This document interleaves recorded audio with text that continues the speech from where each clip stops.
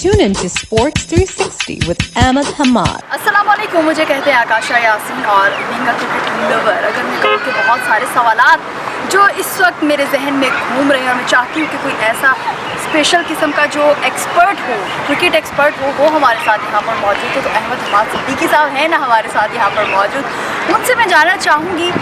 ये कुछ सवालात हैं मेरे, वो सवालात हैं जो सिर्फ मैं नहीं पूछ रही बल्कि इस वक्त जो पूरी कौम है ये आपसे पूछना चाहती है।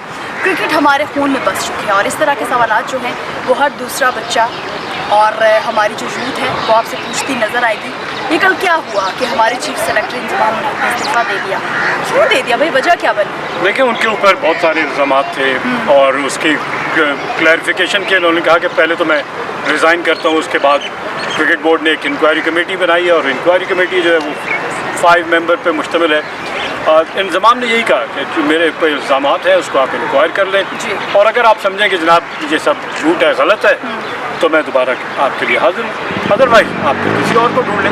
इल्ज़ाम ये है कि प्लेयर्स की एक एसोसिएशन है जो प्लेयर्स के बेनिफिट का पाकिस्तान क्रिकेट बोर्ड के साथ मामला जो हैं वो तय करते हैं। तो उसके लिए एक कमेटी है, एक एजेंट आप कह लें, जो प्लेयर्स के जो मफाद की चीज़ें होती हैं ना, उनके इंटरेस्ट की चीज़ें, उनको वो सेफ़ और सिक्योर करते हैं, तो उनकी ये जिम्मेदारी। तो वो क्रिकेट बोर्ड पिछले 5 महीने से प्लेयर्स को सैलरीज नहीं मिली। अब ये देखें, और साथ ही साथ 5 महीने से 5 महीने, और हम अपनी टीम को कह रहे हैं कि आप बुरा खेल रहे हैं, तो उनके साथ पहले जो मामला हैं वो तो तय किया जाए।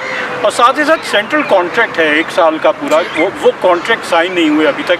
इवन इंडिया में जाके वहाँ से कहा जा रहा है कि आप प्लेयर्स कुछ साइन करके भेज रहे हैं, जो कि अभी तक ऐसी इतलात हैं कि नहीं हुए हैं। तो ये वजूहत हैं, इसलिए इंतज़ाम के ऊपर और भी इल्ज़ाम थे सिलेक्शन के हवाले से कि वो अपने भतीजे इमाम उल हक को सिलेक्ट कर रहे हैं, हालांकि उनकी भी फॉर्म ऐसी नहीं है।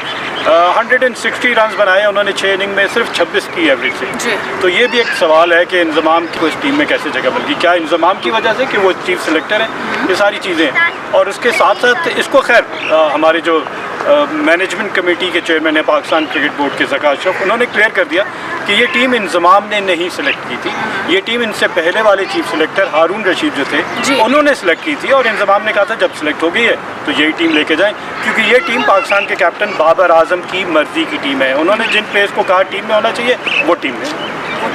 अच्छा, इमाम उल हक, अभी तक ये चीज़ आपने हमें क्लियर कर दी, नहीं तो मैं भी कहीं ना कहीं ये चीज़ समझ रही थी कि इंतज़ाम उल हक जो है उन्होंने इमाम उल हक को भेजा क्योंकि बिल्कुल आउट ऑफ फॉर्म में नज़र आए। और आई थिंक सो अगर पाकिस्तान के हाथ से ही सेमीफाइनल निकला है तो इमाम उल हक का एक बहुत बड़ा हाथ, एक बहुत बड़ा रोल उन्होंने प्ले किया पाकिस्तान को सेमीफाइनल से बाहर करने में। What's your take sir? Openers का है, देखिए दुनिया की बाकी टीमों के ओपनर्स देखें तो वो पावर प्ले का बेहतरीन इस्तेमाल करते हैं और एक अच्छा स्टार्ट देते हैं, और फिर बाकी आने वाले बैट्समैन उसके हिसाब से एक कैपिटलाइज करते हैं और बड़ा टोटल करें। लेकिन हमारे ओपनर्स ने तो परफॉर्म ही नहीं किया, हमें स्टार्ट ही नहीं मिला। पहले अगर पावर प्ले में देखें हमारी 2 या 3 विकेटें गिर जाती हैं, तो फिर हम कहते हैं बाबर आजम स्लो खेल रहे हैं, रिजवान टाइम ले रहे हैं, तो उनके पास ऑप्शन नहीं है। अगर वो भी उसी तरह तेज़ खेलें और वो भी आउट हो जाए, फिर आप कहेंगे कि जनाब आराम से खेल सकते थे, 50 ओवर्स तो बैटिंग करते, ये सारी चीज़ें। अच्छा, कुछ वीडियोस लीक होती हैं, कुछ ऑडियोज लीक होती हैं, अब बाबर आजम की कोई चैट लीक हो गई है, क्या है ये?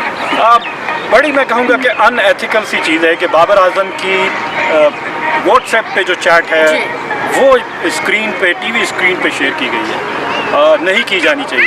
देखिए, कुछ चीज़ें पर्सनल होती हैं, अगर आपके ताल्लुकात हैं उनसे और वो किसी ने आपको दिखा दिए तो इसका ये मतलब नहीं है कि आप मीडिया में लेकर आ जाएँ openly.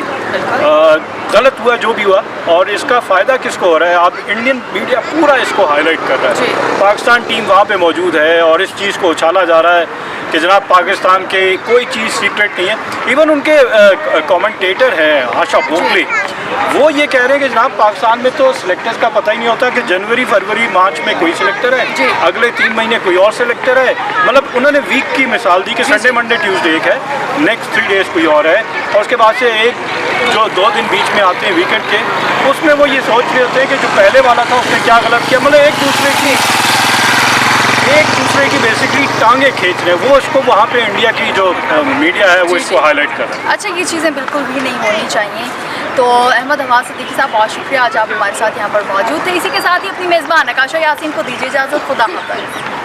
Keep on watching Sports 360 with Ahmed Hamad for latest news, views, and interviews of sports personalities from around the world.